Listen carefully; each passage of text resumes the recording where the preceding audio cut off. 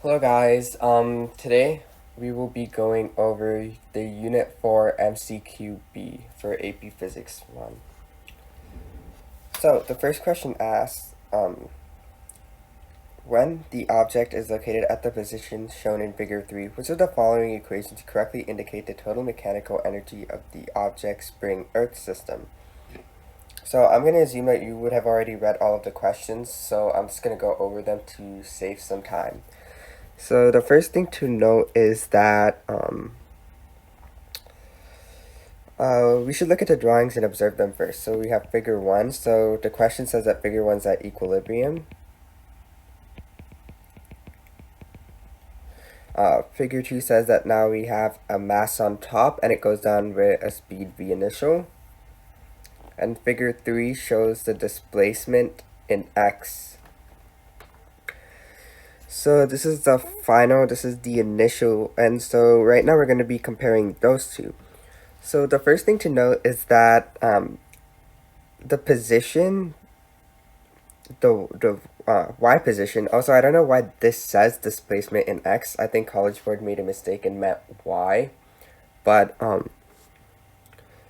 since this position right here is lower than this position right here, we know that the potential energy must be negative because we're going below 0. So if this was 0, anything below 0 would be some negative displacement value, right? So this would be a negative x.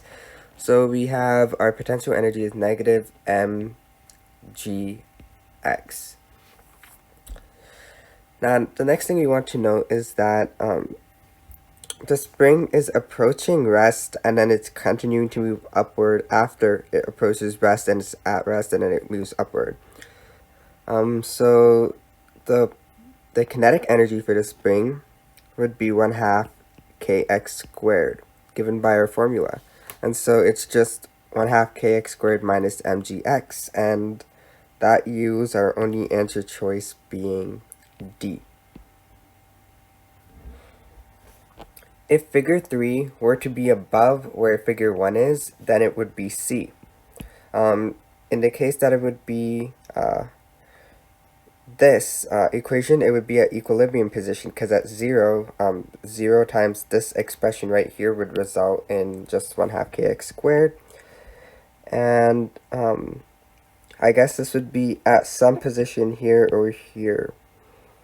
Or not there, I'm just at the top. Alright, next question. After the object reaches the position in figure 3D, the spring pushes the object upward until the object is no longer in contact with the spring. A graph of the force exerted by the spring on the object as a function of time of the position of the object is shown. Or it's just as a function of the position, not time. How much work does the spring do on the object as it pushes the object upward until the object is no longer in contact with the spring? I'm just going to, for the sake of fun, count how many times they use the word object.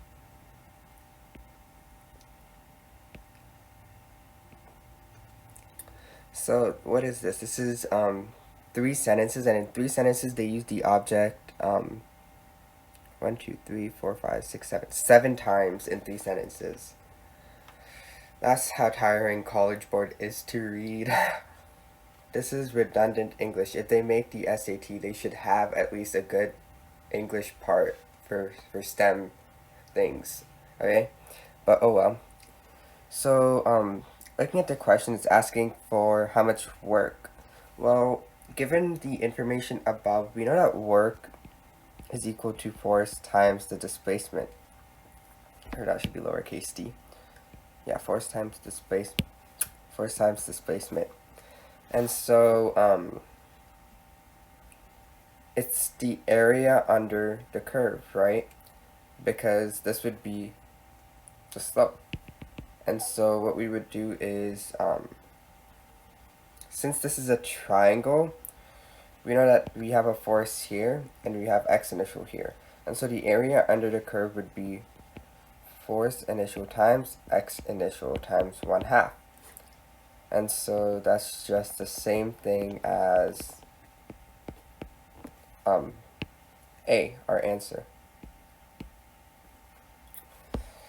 Alright, problem 3. Okay. One end of a vertical spring is attached to the ground with the other end above the ground, such that the spring... Oh wait, I'm reading the problem. Which of the following describes the total mechanical energy of the object Earth system during the time in which the object is in the air and the time in which the object is in contact with the spring? Assume all frictional forces are considered to be negligible. Okay. So, when the object is in air, the only force acting on it... Wait, it's asking for the... during the object. Yeah, so when the object is in air, there's nothing acting on it besides the force of gravity, right? And that remains constant throughout the entire time. And so the mechanical energy would stay the same, since there's no other external force to act on it, right? There's nobody pushing the object, there's nobody using like a wind blower to blow the object or propel it in some other direction, so it would be constant. But the minute it comes in contact with the spring, we have an impulse.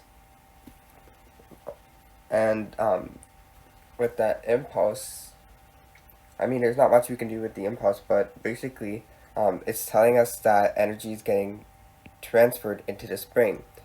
And so the definition of a system is basically either you allow energy and matter to leave a system, or you don't allow it to leave a system, or you only allow matter to leave a system.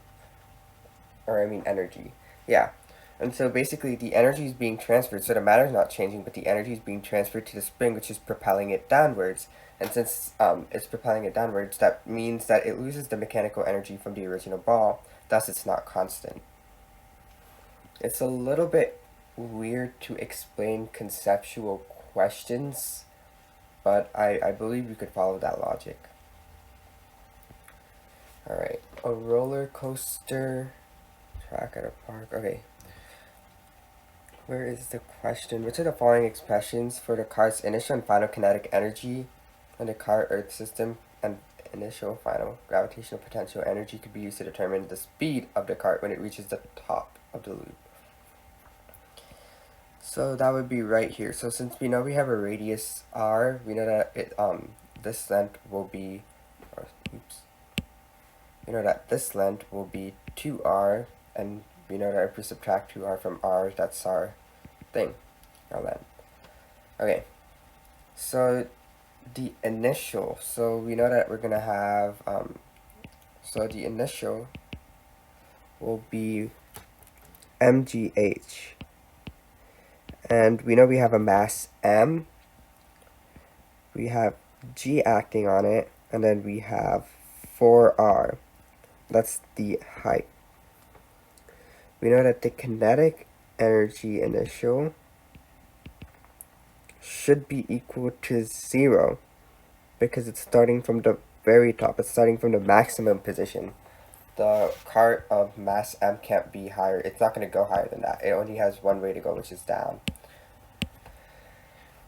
And then our final kinetic energy, UG final. So at the top here, we have mass m, we have g, and then we have h is equal to 2r. Oops, I meant to make that capital. 2r. And then our kinetic energy final, well, we have 1/2, we know our mass, and then whatever the final speed is. We squared final. And so, looking at the answer choices that give us this, it's only B.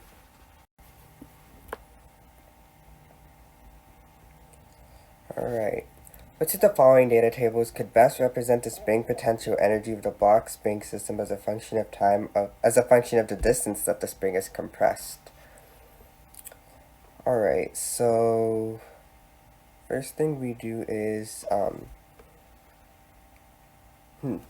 we can observe the chart. So we notice that the kinetic energy is decreasing. This tells us that there has to be some sort of friction since it's slowing down. Yeah, okay.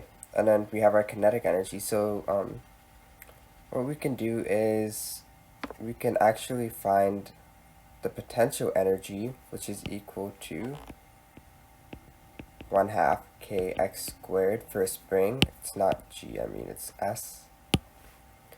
And so us is equal to, well, since 1/2 times 200 is 100, we can just simplify this into 100x squared. So we get the spring times 100 times 0.3 squared. We get us is equal to 9. And so at 0.3 for the displacement, we will get 9. And it makes sense why 0 will be just 0. Or not there. 0 will be just 0 because 0 times anything will just be 0. And if we were to plug in 0.6, we get 36. So A is our correct answer. B is not correct. C is not correct, and D is not correct. Alright, a student uses a motion detector to record the speed of a 2 kilogram object as a function of time as it travels across a horizontal surface of negligible friction. Data from the experiment are shown in the graph. In addition to the known mass, how can a student use the graph to determine the work done on the object from 0 to 5 seconds? Okay, so we have our speed versus time graph. How can the student determine the work?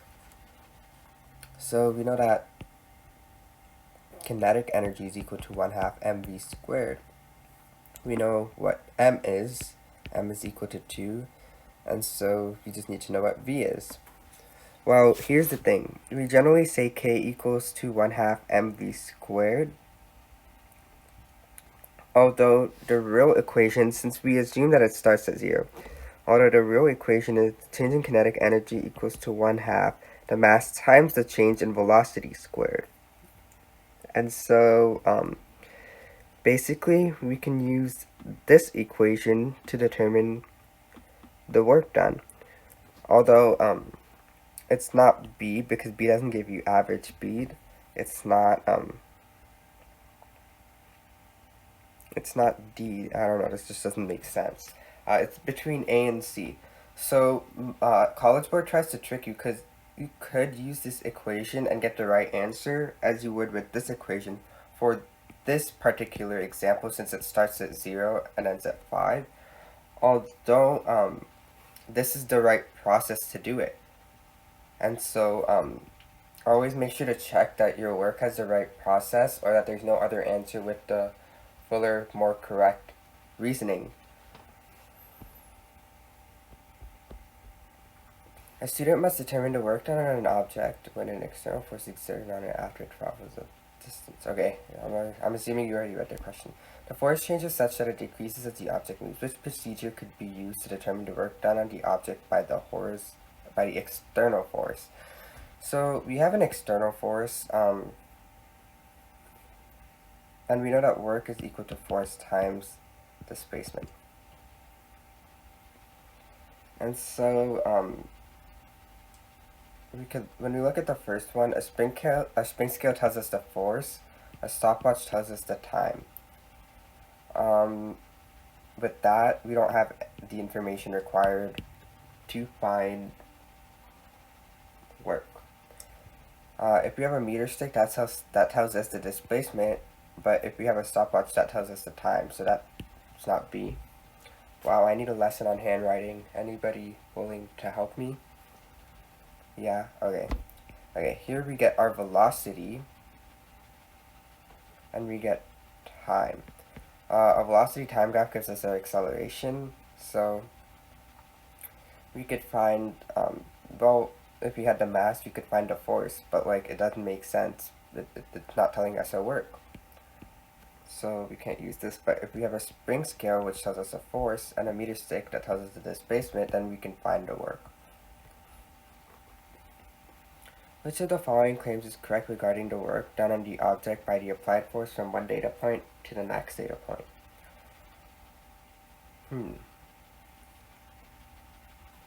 So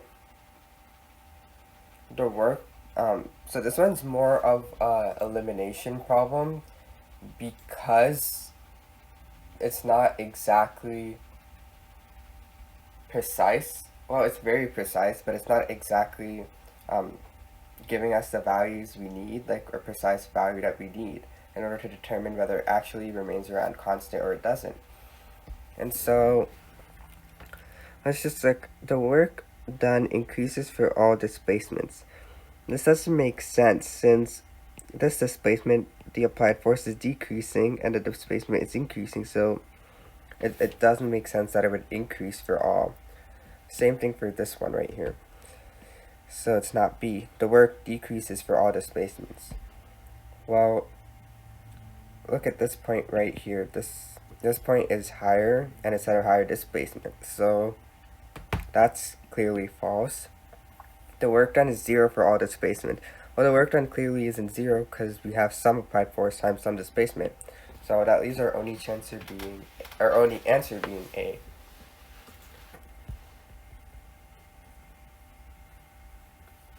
How does H2 compare to H1? So since we have friction, that means that the block won't continue going all the way in this trajectory.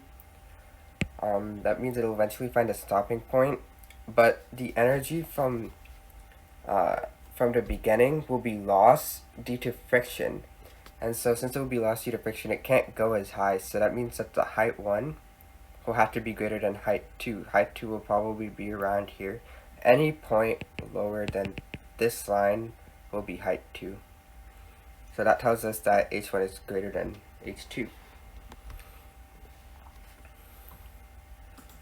Alright, a block of mass m slides with speed v initial at the bottom of a ramp of negligible friction. How does the total? Okay, so I'm gonna zoom you read the question. So since we're going up the ramp,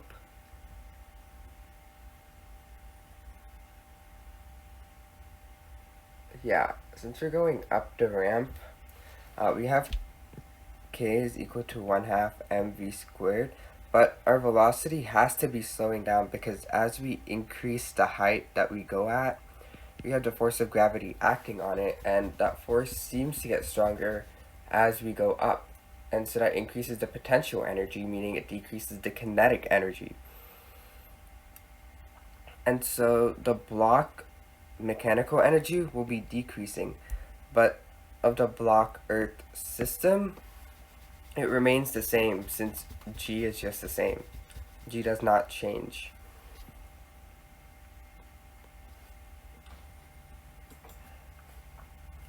How do the magnitude of the force exerted on the planet by the star and the total mechanical energy of the system change as the planet moves from point X to point Y? Okay, so from point X, we have a greater displacement. From point Y, we have a closer displacement. And so, assuming that the work done will be equal, that means that a greater displacement means a weaker force, right? And a closer or a smaller displacement means a stronger force. And so the magnitude of the force increases as we go from object X to object Y. So we can remove these, and then for the system, the mechanical energy will remain constant since none of the energy is being released, nor is none of the matter being released. Which of the following graphs could represent the potential energy of the car Earth system at point A and point B?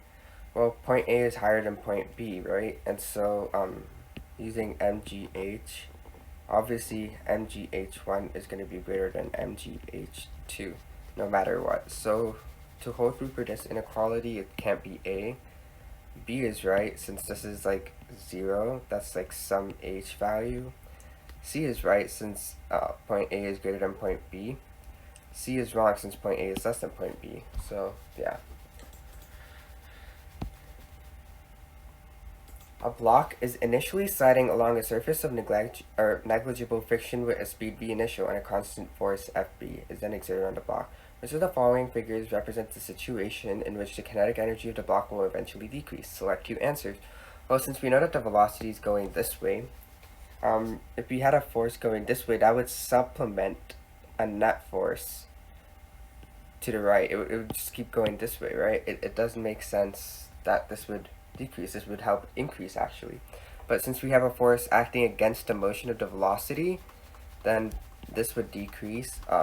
This is essentially the same as A, so it can't be C. And since D is going against the velocity, it's D. So yeah. All right. Which of the following equations should the student use to analyze specific forms of energy in the system from the instant the block is released to the instant that the spring is at its maximum compression? Select two answers. It's maximum compression. It's maximum compression, meaning that there is no kinetic energy. It's at rest at this position. And so we do not include 1/2 mv squared at all. So we already looked for what we can eliminate. So we can eliminate C and we can eliminate D because they both include 1/2 mv squared. Well, I mean, it tells us to select two answers, so that leaves our only answer choices being A and B, but I'll explain why. So, these two equations say the same thing. So basically, it's just different directions of how the block was compressed. And so, if we were to write this, let's write B in the same format as A. So, mg times y initial minus y final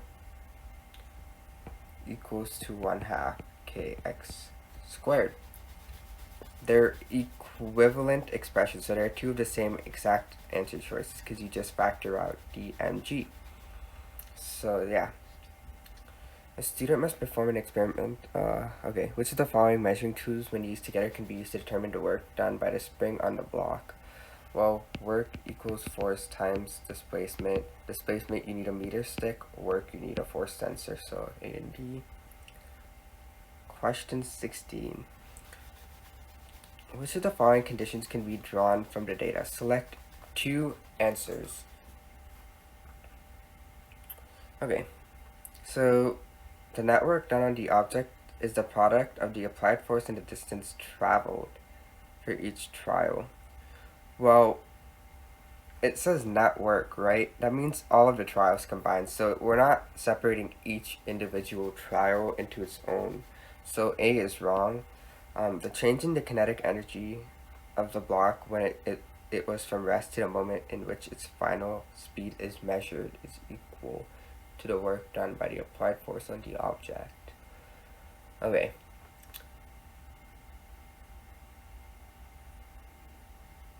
This only accounts for the kinetic energy of work, not the mechanical energy. So it would not be C, and that leaves our only last two answer choices, B and D. If you look at the chart, we can see that as the distance traveled, the speed increases. So that means that we do have friction acting on the object. And so another external force must be applied, so it is D. And the mechanical energy after each trial is given to the kinetic energy of the object at the end of the experiment. This is intuitively correct because that's literally in 1/2 k or 1/2 mv squared plus mg y or x or whatever for the mechanical energy. So that's in the definition, so that's why B is correct. I hope you enjoyed this video. I'm getting pretty crappy at these, but yeah, it's fine.